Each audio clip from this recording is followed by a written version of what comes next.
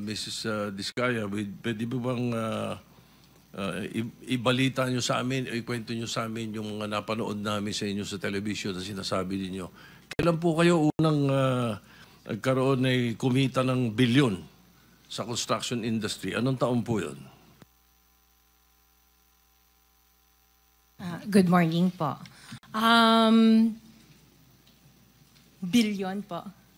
Opo, kwento nung, narinig po namin sa television, sinasabi nyo sa interview nyo dahil tinanong kayo kung anong naging gateway para gumanda ang buhay nyo. Sabi nyo kayo hindi naman nakakaangat nung araw.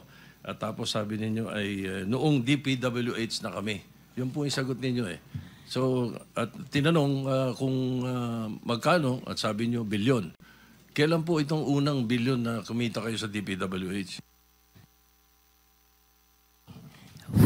For the knowledge of everyone, so St. Gerard, Alpha and Omega, we have been in the construction business for 23 years. So I would presume na in the 23 years, pwede naman siguro kami po kumita. Yung billion, when I said DPWH, because prior to that, we were in local government. So ang hirap makasingil sa local government.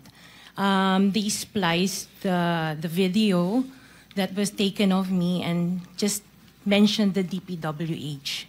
So, contractor na po kami for 23 years. So you're saying that the television station and the persons interviewing you edited your answers?